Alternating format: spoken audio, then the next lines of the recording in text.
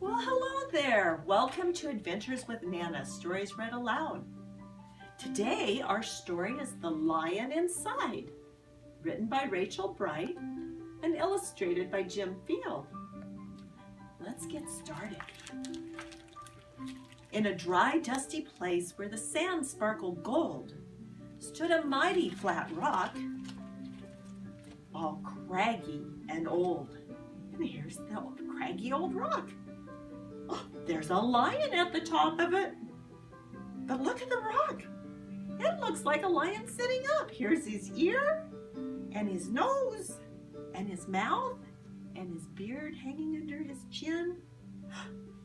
And under that rock, in a tiniful house, lived the tiniest, quietest, meekest brown mouse. Well, there he is. And what a cute little house he has. See it tucked back in this little crevice under the big rock? He was so very tiny, so incredibly small, that nobody noticed him, ever, at all. Hello! There he is. Look at him right down there on a little twig. He's very hard to see. Oh my goodness, he got stepped on. Ow! And sat on. Ouch! He missed out on stuff, ignored and forgotten. His mouth's life was tough. Meanwhile, far above, on top of the rock, times were quite different. It was lion o'clock. Now we get a good picture of that lion that was laying on top of the rock. This huge, toothy creature made sure everyone saw how important he was by how loud he could roar. Oh boy, he has a big roar.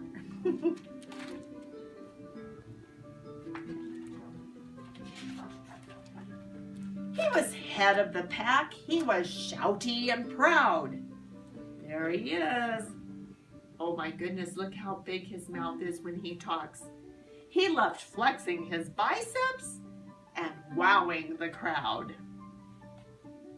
He's lifting up the hippopotamus. Oh my goodness. He is rather strong. Yes, all were impressed by this mighty king cat. If only, thought Mouse, I could be more like that. Oh yes, he's showing off for everyone in the jungle. And there's little Mouse watching the show. Then late one dark night in his tiny mouse bed, the cleverest thought popped into his head. He leapt up in the darkness and held up a paw. I've got it, he said. What I need is a roar. I mean, what if this mouse with the weeniest squeak were a little more grrr and a little less meek? Well, he'd still be the smallest of fuzzy brown mice, but he'd make friends and join in, and life would be nice. See, everybody's noticing him. That's what he's imagining. If he could just find a big bird. Yes, thought the mouse, I must find out how. I will learn how to roar, and I will learn it now. But it wouldn't be easy. There was only one beast who could teach him this thing, but might make him a feast. Oh my goodness. He's thinking he has to learn this from the lion. It was time to be strong, take a chance. After all, forever was such a long time to feel small. He's making up his mind that he's gonna go see the lion?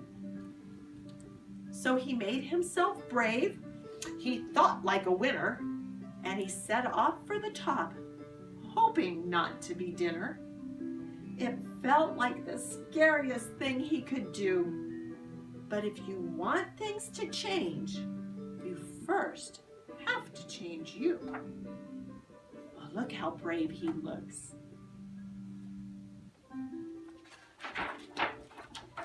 The farther he climbed, the closer he got to the slumbering lion reclining on top. This is a little concerning, though. All these bones all the way up the rock. I wonder what's going to happen. Then at last, as he stood on his tippy toes, he found himself suddenly nose to nose. Pardon me? Wake up, Mr. Lion. You've got company. Eek! Mr. Lion, what I've come to you for is eek! Do you think you can teach me your roar? See, the lion, he's still asleep. I wonder what's going to happen. A silence befell that twinkling plain. Lion opened his eyes and puffed out his mane. Oh my goodness, he looked startled. Time went so slowly. It felt like a week. Then he opened his mouth and let out an eek. Is that lion scared? Oh my goodness. The lion curled up in a terrified ball. He didn't like this, not one bit at all. Don't hurt me, he whimpered. Oh, try to be nice.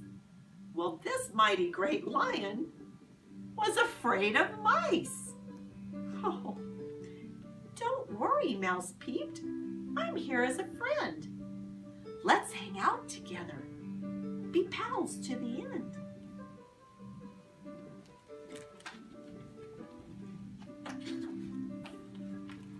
Well, that was a magical moment for sure.